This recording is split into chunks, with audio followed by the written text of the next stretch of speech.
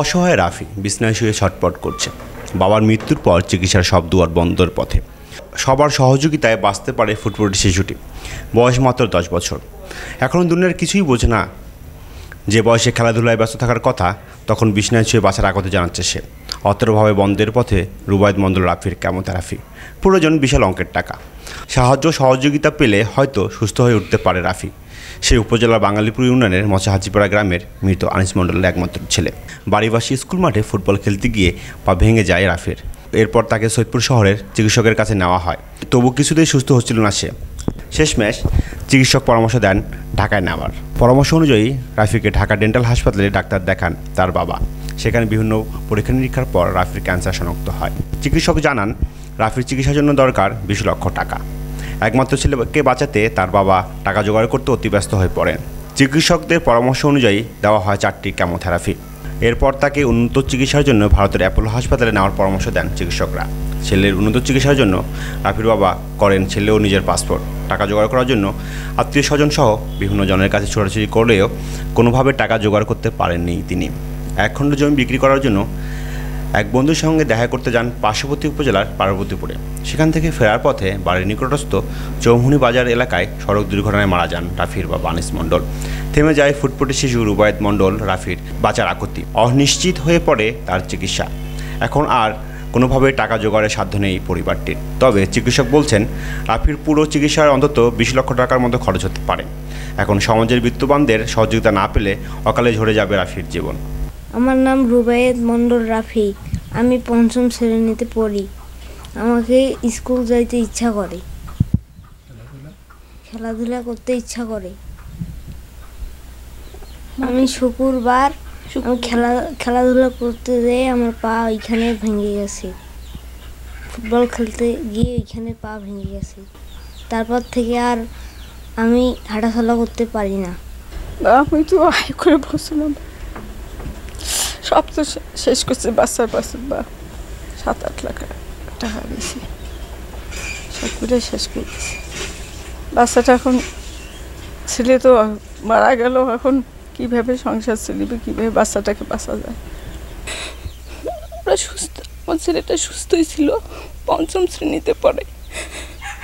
শুক্রবারের দিন হঠাৎ খেলতে গিয়ে দুপুর 1টার দিক তার পা ভেঙে যায়। তারপর আমরা ডাক্তারের কাছে নিয়ে যাই। সেখানে তাকে ডাক্তার দেখে এবং তার পায়ে পলিস্টার দেওয়া হয়। তারপর আবার ডাক্তারের কাছে নিয়ে যাই যে হাতটা অনেকটা ব্যাক ছিল, সেই কারণে ডাক্তার বলছিল যে সেটা অপারেশন করা লাগবে। তারপর আমরা প্রস্তুতি নিলাম বাড়ি থেকে যে আমরা অপারেশন করব, সে তাড়াতাড়ি সুস্থ হবে। তার ইনফেকশন দেখা দিল একটু পায়ের মধ্যে। তারপর আমরা সেখানে নিয়ে গেলাম, ডক্টরকে দেখাইলাম। ডক্টর বলল যে রডটা বের করে নিতে হবে। তারপর আমরা প্রস্তুতি নিলাম যে এত তাড়াতাড়ি রড বের করবো কীভাবে। প্রায় 6 মাস 1 বছর লাগে। আমরা প্রস্তুতি নিলাম যে তাকে বাইরে নিয়ে গিয়ে সার্জারি করাবো। তার বাবা মোমেনার সঙ্গে কথা বললো যে ম্যাডাম এখানে সার্জারিটা হবে কি না। ম্যাডাম বললো যে এখানে সার্জারি করার মতো ব্যবস্থা সেরকম নেই। বাচ্চা যে প্রান্তে গেলে ভালো হয়, বাচ্চাকে সেই প্রান্তে নিয়ে যাও। আমি দোয়া করি বাচ্চা সুস্থ হোক, হেঁটে বেড়াক। তারপর আমরা 4টে কেমো দেওয়ার পর বাড়িতে নিয়ে আসলাম। বাড়িতে নিয়ে আসার পর ইন্ডিয়ায় নেওয়ার জন্য সব কিছু ব্যবস্থা করলাম।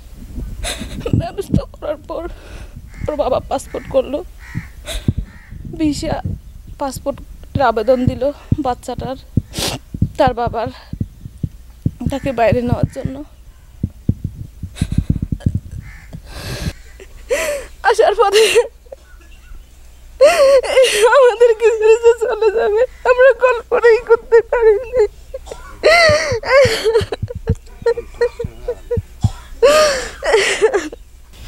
বাচ্চাটা দুরারোগ্য ব্যাধি অস্ট্রিওসার্কোমা রোগে আক্রান্ত, দীর্ঘ 6 মাস যাবৎ। বাচ্চাটার একমাত্র উপার্জনের মাথা ছিল তার বাবা, পরিবারের একমাত্র অবলম্বন। বাচ্চাটার চিকিৎসার জন্য তার বাবাই সব কিছু করতেছিল।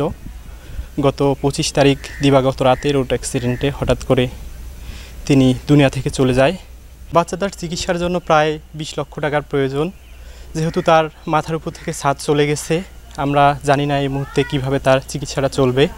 আমরা দেশবাসীর কাছে আকুল আবেদন জানাই, আপনারা সবাই এই ইয়াতিম বাচ্চাটার পাশে থাকবেন, তাকে সর্বাত্মক সহযোগিতা করবেন এবং তার ভবিষ্যৎটা একটু যেন সে আবার আগের মতো স্কুলে যাইতে পারে, আগের মতো আবার যেন সবার সাথে বন্ধু বান্ধবের সাথে খেলাধুলা করতে পারে।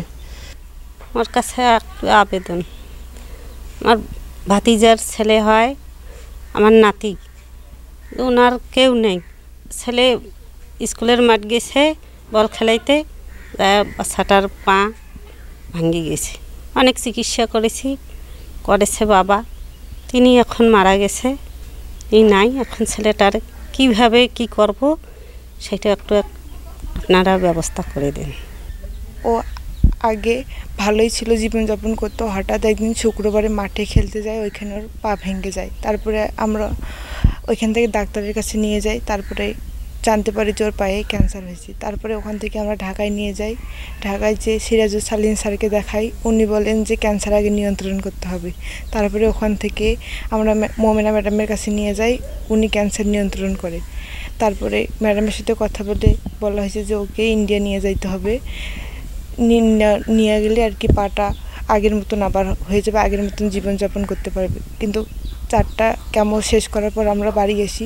তারপরে হঠাৎ আমার বাবা বাইক অ্যাক্সিডেন্টে মারা যায়।